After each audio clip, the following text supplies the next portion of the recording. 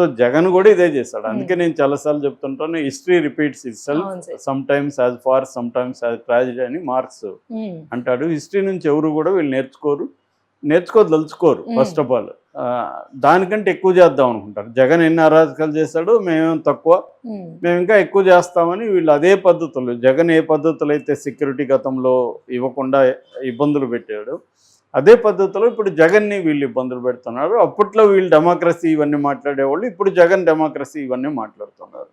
So వీళ్ళకి అధికారం లేనప్పుడు ప్రజాస్వామ్యము, విలువలు ఇవన్నీ గుర్తొస్తాయి. అధికారం ఉన్నప్పుడు వీళ్ళకి గుర్తురావు, అధికారం కోల్పోయిన వాళ్ళకి మళ్ళీ గుర్తొస్తుంది. సో ఇది మన దేశంలో రాజకీయ నాయకుల పరిస్థితి. సో చంద్రబాబు ఉన్న ప్రాబ్లం, కనీసం జగన్ అప్పు చేసో సబ్బు చేసో పథకాలు అమలు చేశాడు, చంద్రబాబు అమలు చేయదలుచుకోలేదు.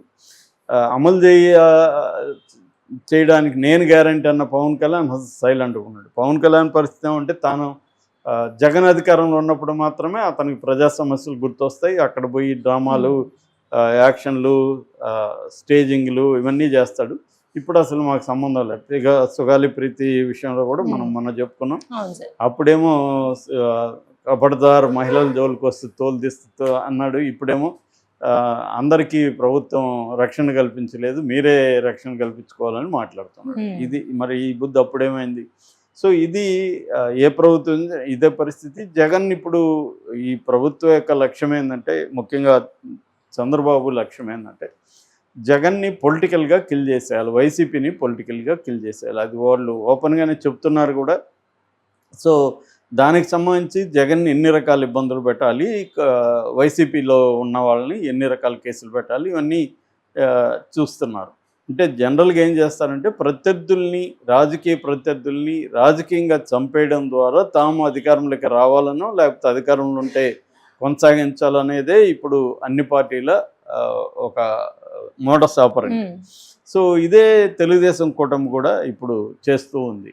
సో దీన్ని జగన్ ఫేస్ చేయాలి. ఇప్పుడు ఏంటంటే, ఇంతకుముందు ప్రజల మీద పోలీసులు లేకపోతే ప్రభుత్వ యంత్రాంగాలు ప్రజల మీద, ప్రజా హక్కుల సంస్థల మీద, పౌర సంఘాల మీద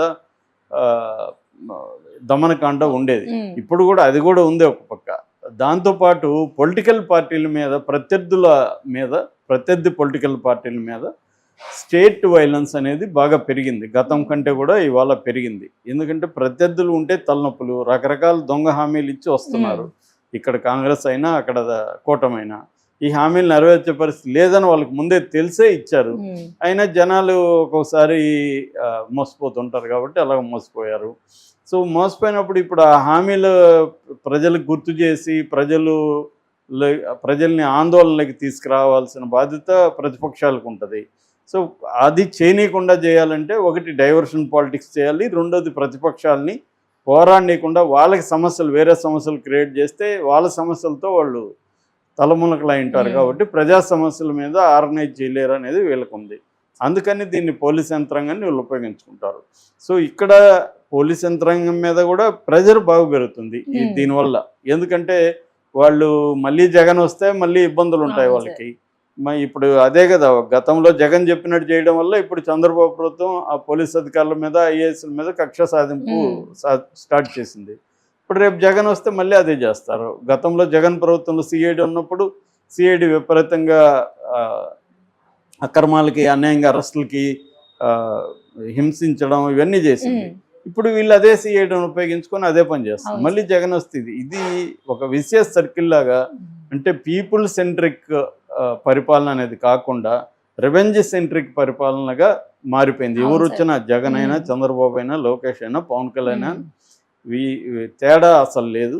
వీళ్ళు ఏంటంటే డబ్బులు ఎక్కువ ఖర్చు పెడుతున్నారు, మళ్ళీ డబ్బులు సంపాదించుకోవాలి, ఈ పనిలో ఉన్నారు తప్ప ప్రజలకి ఏం చేయాలన్నప్పుడు ఎలక్షన్ ముందు చూసుకుందాం, వీళ్ళు మళ్ళీ మోసపోకపోతారా అన్న ఇది వచ్చేసింది అనమాట.